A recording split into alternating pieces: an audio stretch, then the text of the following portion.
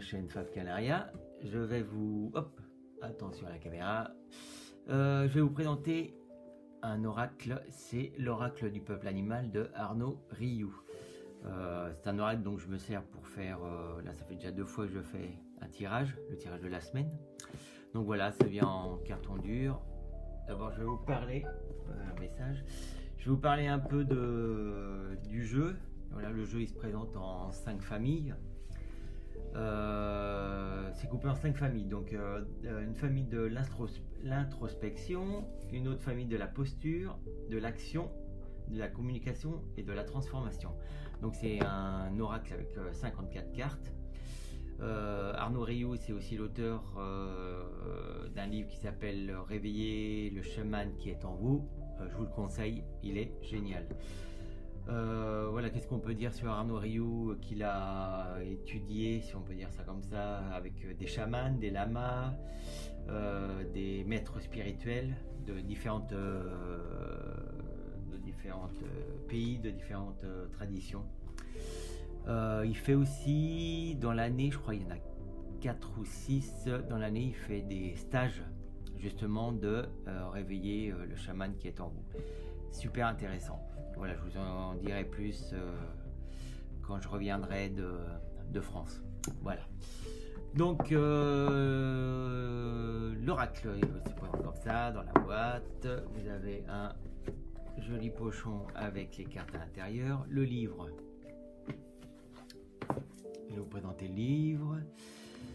Voilà, il se présente comme ça, donc il explique un peu comment lui est venue l'idée de faire le livre, pourquoi, le comment, la rencontre avec son animal totem.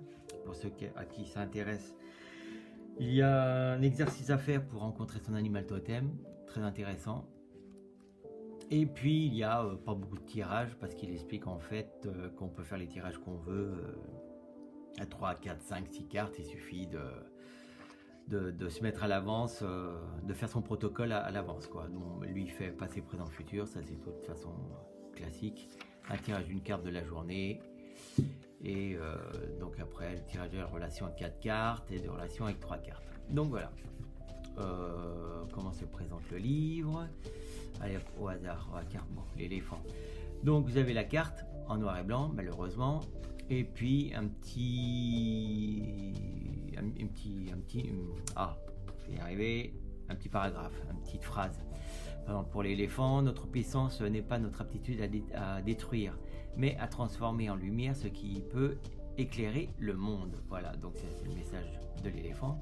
Après, vous avez la description de l'image, et après son histoire. Qu'est-ce que l'éléphant, par exemple, l'animal totem, l'éléphant, pourquoi, comment, à quoi ça correspond, il explique la vie de l'éléphant par rapport à sa vie, qu'est-ce que c'est, enfin l'animal totem. Vous avez ensuite des mots-clés, donc là pour l'éléphant, la puissance, l'honneur, la fidélité, la dignité, la réussite, le discernement, le bon sens, donc en gros.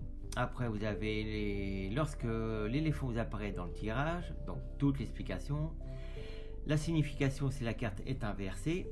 Après vous avez le message de votre animal, et après le rituel. Donc c'est surtout une phrase, voilà, c'est comment dire, je ne veux pas dire une prière, mais une cantation, voilà, on peut dire ça peut-être comme ça. Et vous avez ça pour toutes les cartes, donc toutes pour les 50 cartes. Et à la fin, pour ceux qui veulent, vous avez des notes. Donc moi je n'aime pas écrire sur les livres j'aime bien les avoir en état. Ensuite donc voilà la table des matières avec comme je vous disais les 5 familles. Donc l'introspection, donc là vous avez par exemple le panda, le scorpion, la biche, le porc-épic, le griffon, la cigogne, etc. La posture, donc vous avez la tortue, le taureau, le cerf, l'araignée, etc. L'action, l'éléphant, le colibri, l'ours, le cheval, le bidon. Hein.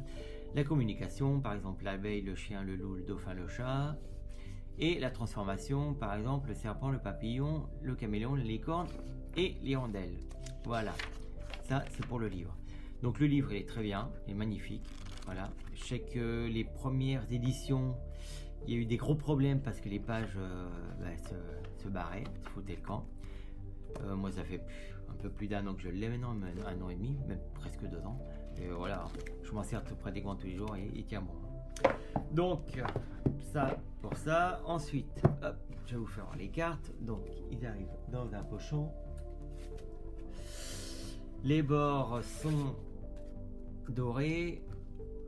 Bon, là, ils ont un peu morflé parce que comme à force de les battre, comme toutes les cartes, hein, la dorure reste barre. Voilà, donc comment se présentent les cartes. Donc, voilà, par exemple, le serpent, l'escargot. Je vais pas faire le tour, hein. Bon, hop. Le faucon. C'est des super images, quoi. On dirait une photomontage, des dessins, enfin c'est un peu mélange, mais c'est très très joli, très coloré. Voilà, l'araignée. Hop, merde, à l'endroit, c'est mieux. Voilà. Bon, moi j'aime bien les cartes sont belles.